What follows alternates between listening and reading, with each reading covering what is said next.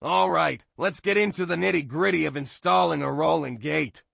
This ain't no fancy schmancy job, but it's one that'll get the job done if you know what you're doing. The customer wanted to make sure he had a rolling gate with a single gate securing his property and being able to park his RV in that tiny parking spot in front of his house. We started by constructing a sturdy metal frame, ensuring proper measurements and welding techniques for a secure structure.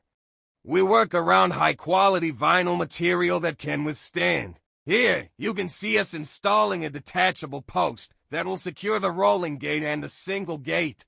The prep work was the hardest part, since we had to weld and install a galvanized footing box before the concrete job has been done around it. And that's pretty much it, folks. With the right tools and a little elbow grease, you can create a functional and attractive vinyl rolling gate that will enhance the look and security of your home.